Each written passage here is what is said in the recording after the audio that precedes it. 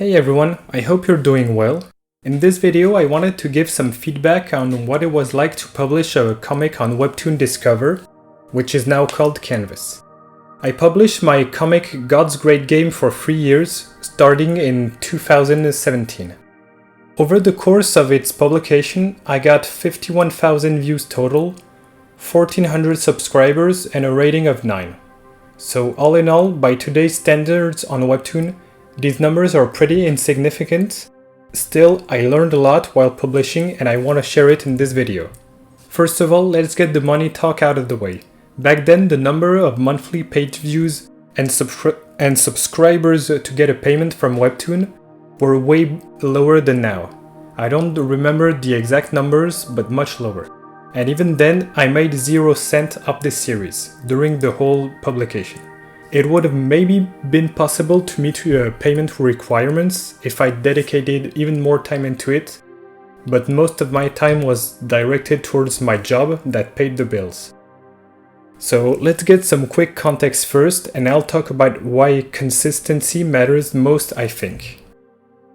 I started this webcomic exactly when I got out of school and started looking for a job.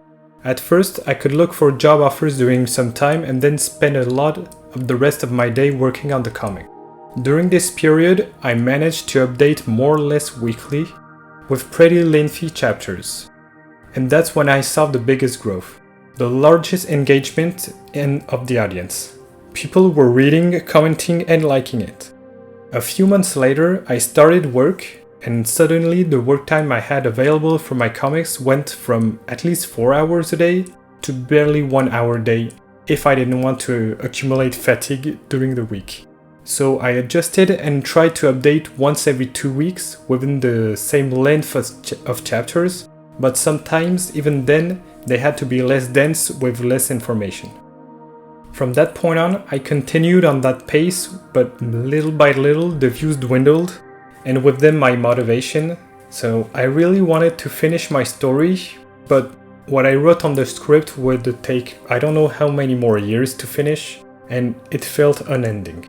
But at that time, I felt really bad just neglecting the story that I started and poured a lot of feelings and effort into. I had quite a creative block for a few months, starting March 2019. In the meantime, I decided to finish the story in a quicker manner than I intended, but still with the original ending. And also, I wouldn't pressure myself to meet any deadline I was imposing on myself. Since it was just a passion project and didn't generate any money, so on this note I started drawing again, but didn't publish anything until when the story was finished. And funny enough, it was exactly 1 year later, in March 2020, when I released all remaining chapters, but maybe a dozen of them, I think. And pretty obviously, the response was even weaker than before, with way less likes, views, and comments. So, what did I conclude from this little experiment? Well, it certainly seems like consistency in the updates is of the utmost importance, especially if you're starting a webtoon and you don't have a loyal following yet. People will drop your story if updates get rare, and if you go on a long hiatus, they will leave. That's just how it goes.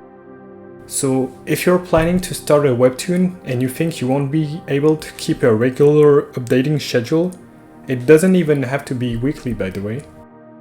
But then a good idea would be to have a buffer.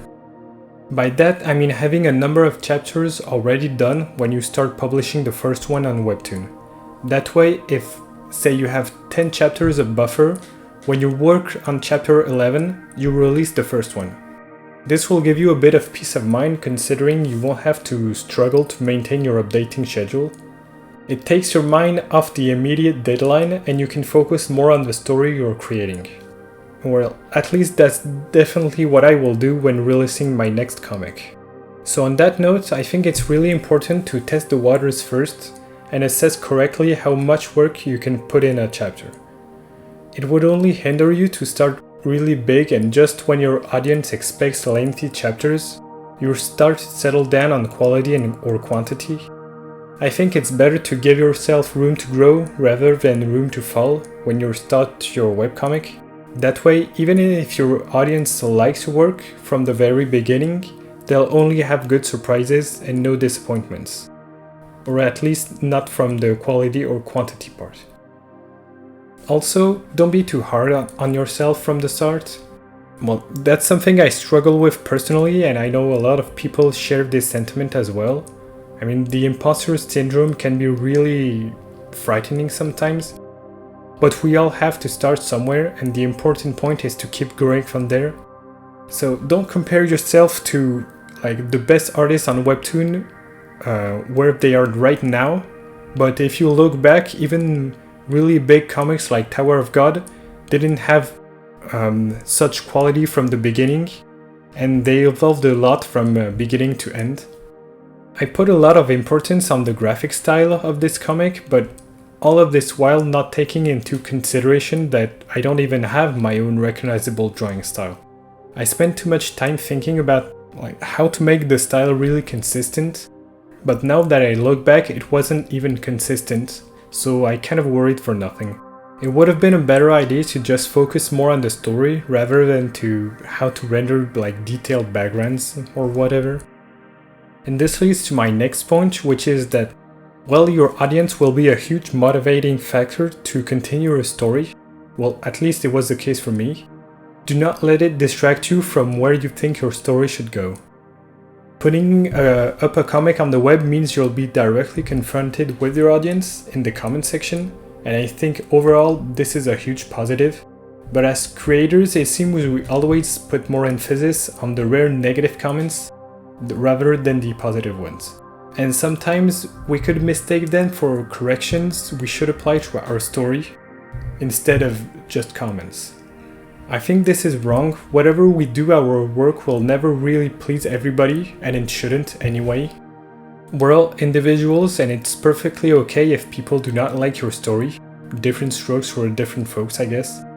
So just write and draw the story you want, the story you'll be proud of when it's finished, and with time, your audience will gradually become the people that like it as well. On a little side note, there'll also be a lot of comments about the characters themselves, sometimes hateful comments about what X character did. It could hurt you because in your head that character is not a bad person, but keep in mind that the readers do not know the full story, only what you served them up to that point, so it's perfectly normal for them to create a false judgment based on what they can see at that moment. So try not to take this as like a personal attack on one of your characters, and don't let it affect the rest of your work. Just take it as a sign that this person is really invested into your story.